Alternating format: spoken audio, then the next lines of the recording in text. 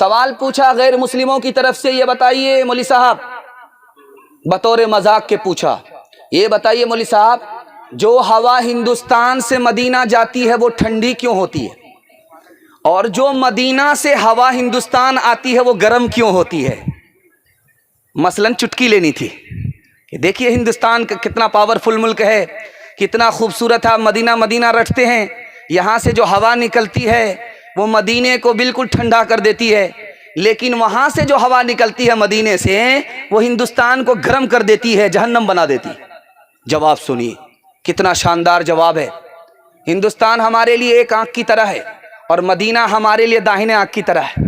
ध्यान से सुनिएगा, हजरत नानोतवी ने कितना शानदार जवाब दिया। कहा कि देखिए पंडित जी, ये हिंदुस्तान से जो हवा मदीना जाती है वो खुश होती है कि नबी का शहर देखने जा रही हूं, अल्लाह का घर देखने के लिए जा रही हूं, वो खुश हो जाती है, मारे खुशी के सर से लेकर के पैर तक ठंडी हो जाती है। लेकिन जो हवा मदीने से हिंदुस्तान आती है उसको गम होता है कि नबी के शहर से जुदा हो रही हूं, खुदा के घर से जुदा हो रही हूं, वो गम की वजह से गर्म हो जाती है, इसलिए वो हवा गर्म होती है, ये हवा ठंडी होती है। जवानों के हवाले से पैगाम है बड़ा खूबसूरत, ध्यान से सुनिएगा, जल्दी से निकल जाएगा।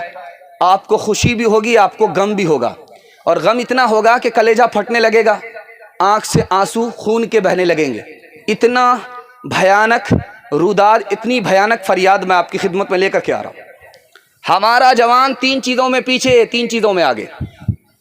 जिनमें पीछे होना चाहिए उनमें आगे, और जिनमें आगे होना चाहिए उनमें पीछे।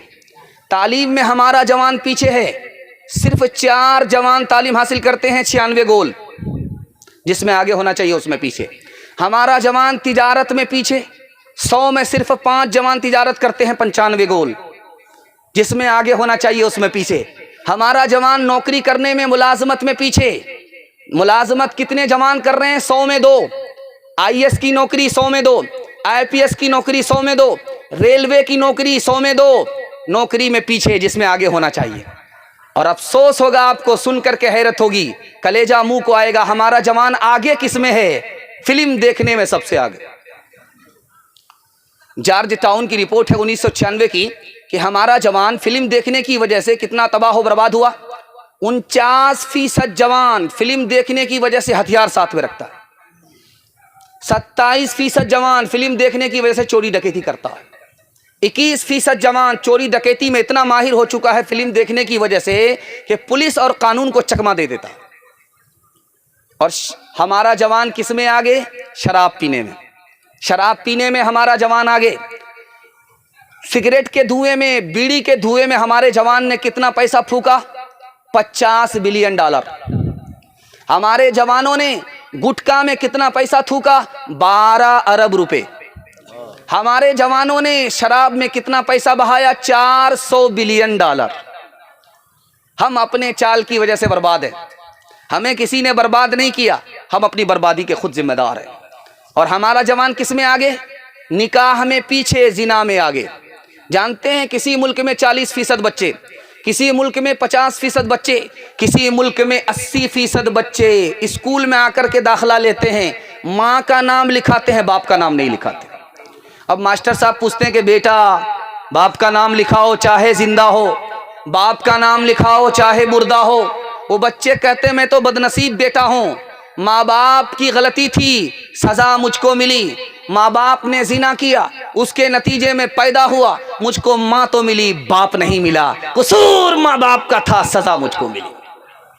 हमारा जवान किसमें आगे? जिना में आगे। जिसमें पीछे होना चाहिए उसमें आगे, जिसमें आगे होना चाहिए उसमें पीछे। एक मिसाल पर पैगाम खत्म कर रहा हूं। हम अपने जवानों से गारंटी लेकर के, जमानत देकर के मैं जा रहा हूं, आप 3 चीज़ों को छोड़ दीजिए, अल्लाह आपको मुकद्दर का सिकंदर बना देगा। दुनिया पीछे होगी, 1 साल में अल्लाह आपको 10 साल के बराबर तरक्की देगा। जिना छोड़ देंगे, शराब छोड़ देंगे और फिल्म देखना छोड़ देंगे, मैं गारंटी लेकर के जाता हूँ। दुनिया आपको पीछे नहीं कर सकती, दुनिया को आप पीछे करेंगे। हाथ उठाइए इंशाअल्लाह।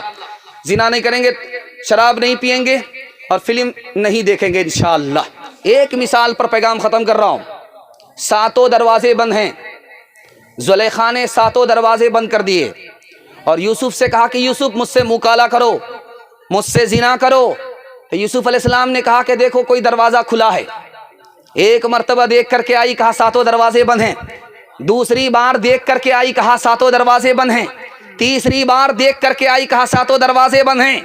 यूसुफ अलैहिस्सलाम ने कहा, ओ जुलेखा, तुम कौन से दरवाजे की बात कर रहे हो? तुम्हारे दरवाजे बंद हैं, खुदा का दरवाजा खुला हुआ है, मैं गुनाह नहीं कर सकता। लड़की भागे भागे मस्जिद में आई, इमाम के कमरे में घुस गई। इमाम अपने कमरे से निकल करके मस्जिद में आ गए। मोमबत्ती जला करके कभी उस मोमबत्ती में उंगली को डालते, कभी खींच लेते हैं, कभी उंगली को डालते, कभी खींच लेते हैं, कभी उंगली को डालते, कभी खींच लेते। वो औरत देख रही है, आ करके कहा, रे पागल आदमी, पागल जवान, ये क्या कर रहे हो? उंगली को कभी आंख पर डालते हो, कभी बाहर खींचते हो, कभी आंख पर डालते हो, कभी बाहर खींचते हो, बात क्या है? मैं तो अपनी आबरू बचाने करके, फसादियों से भाग करके तुम्हारे यहाँ आई हूँ। लेकिन वो अलग तमाशा है, ये अलग तमाशा है, जाने दो उस तमाशे को भाड़ में। ये बताओ कि मोमबत्ती सामने है, उंगली तुम डालते हो, कभी खींचते हो, बात क्या है? तो कहा, मेरे नफ्स में ख्याल आता है कि औरत तन्हाई में है, मौका बड़ा अच्छा है, इससे मुंह काला कर लो। तो मैं अपने दिल से कहता हूं कि ए उंगली, तू बर्दाश्त कर, पहले मोमबत्ती की आग, फिर जहन्नम की आग बर्दाश्त करने के लिए तैयार हो जा, मैं जिना के लिए तैयार हो जाऊं।